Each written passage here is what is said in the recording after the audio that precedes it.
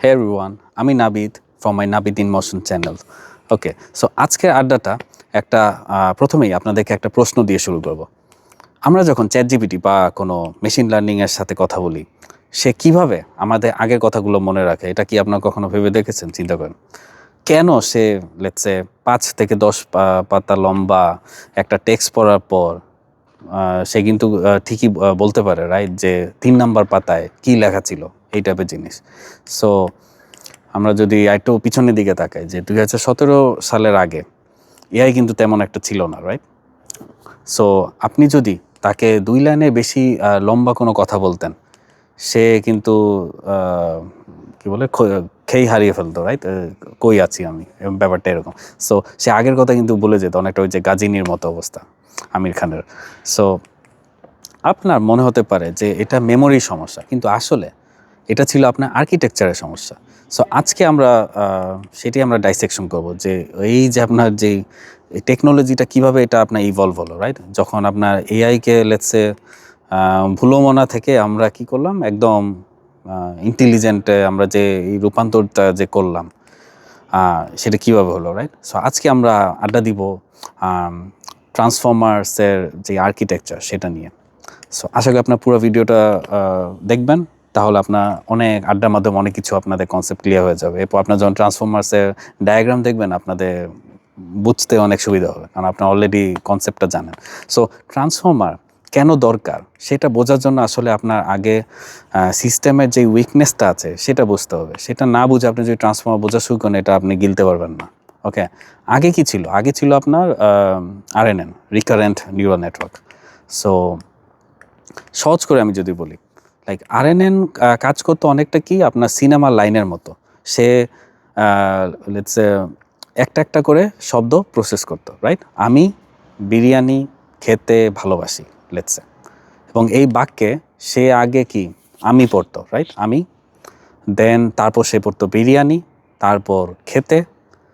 But সমস্যা হলো যে সে যখন বাক্যের শেষে পৌঁছাতো, সে আমি শব্দটার যে গুরুত্ব ছিল, ইম্পর্টেন্স ছিল, সেটা সে ভুলে যেত, কারণ সেন্টেন্স আস্তে আস্তে বড় হচ্ছে। সো আগে কী ছিল সেটা আমি ভুলে যাচ্ছি। এটা কিন্তু আমরা মানুষরাও ফেস করি, রাইট? আপনি একটা প্যারাগ্রাফ পড়ার পর আপনাকে যদি বলি ফার্স্টের 4টা লেটার এক্স্যাক্টলি কী ছিল, আপনি কিন্তু বলতে পারবেন না, রাইট? সো আপনিও কিন্তু এই প্রবলেমে পড়েন, নট অনলি মেশিন।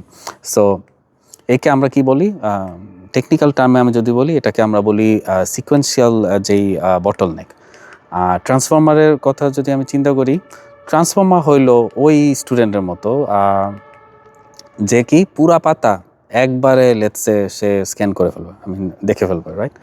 দেন সে শব্দের পর শব্দ পড়ে না, সে কি করে পুরা প্যারাগ্রাফটা একসাথে সে স্ক্যান করবে, এবং এর ফলে কি সে বুঝতে পারবে যে কোন শব্দের সাথে কোন শব্দের যেই সম্পর্কটা সেটা কতটা গভীর। ওকে, সো প্রতিটার সাথে সে এরকম কম্পেয়ার করে দেখবে কোন শব্দের সাথে কোন শব্দের সিমিলারিটি কতটুকু। হ্যাঁ, নট সিমিলারিটি, আমি যদি বলি কতটা ডিপ, তার সম্পর্কটা কত গভীর।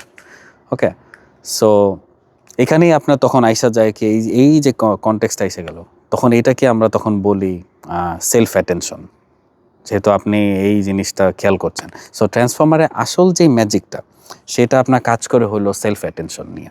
সো এটাই হলো আপনার বলতে পারেন ব্রেইন অফ এআই। সো আমি যদি আপনাদেরকে একটা এক্সাম্পল দিই, আমি যদি আপনাকে বলি লেটসে আমি নাবিদ লেটসে নদীর পাড়ে বসে আছি, মানে নদীর ইংলিশ লেটসে ব্যাংক। আর আমি যদি আপনাকে বলি নাবিদ ব্যাংকে টাকা রাখতে গিয়েছে, দুইটাই কিন্তু ব্যাংক, রাইট? একটা হলো নদীর পাড়ে ব্যাংক, আর একটা হলো আমি ফাইন্যান্সিয়াল ইনস্টিটিউশনের কথা বলছি, রাইট? আমি ব্যাংকে টাকা জমা দিতে গেলাম, দুই জায়গাতে কিন্তু শব্দটা ব্যাংকই থাকছে, কিন্তু আপনি সেকেন্ডের মধ্যে কিন্তু বুঝে যাচ্ছেন যে কোনটার মানে কি, রাইট? কিভাবে চিন্তা করেন। সো কারণ আপনি যখন নদী আর টাকা এই দুইটা শব্দের দিকে যদি আপনি একটু অ্যাটেনশন দেন, তাহলে আপনি কি দেখেন, আপনি কিন্তু বুঝতে পারেন, রাইট, যে কোনটা আসলে নদী অর্থে ব্যাংক, কোনটা ব্যাংক অর্থে ব্যাংক। ওকে, সো ট্রান্সফর্মার ঠিক এই কাজটাই কিন্তু করে। সে বাক্যের প্রতিটা শব্দের সাথে প্রতিটা শব্দের একটা কি করে আপনার রিলেশনশিপ যেই ম্যাপ আছে সেটা সে তৈরি করে, এবং যখনই সে একটা শব্দ পড়ে সে 1 মিলি সেকেন্ডে লেটসে পুরা বাক্য কিন্তু সে চেক করে ফেলতে পারে, এবং দেখে সে কিন্তু কনটেক্সট বুঝে যায় যে এই শব্দের কনটেক্সটটা কী হতে পারে। এবং এই কারণেই এআই এখন আর হ্যালুসিনেট এত বেশি করে না, করে বাট হ্যালুসিনেশনের যেই মাত্রাটা সেটা কিন্তু অনেক কমে গিয়েছে। এবং এআই এখন খুব ভালো মতোই আমাদের কথার যে ডেপথ আছে সেটা কিন্তু ধরতে পারে, রাইট? সো ট্রান্সফর্মারের ভেতরে আরও 2টা মেইন পার্ট থাকে, সেটাকে আমরা বলি এনকোডার আর আরেকটাকে আমরা বলি ডিকোডার। ওকে, সো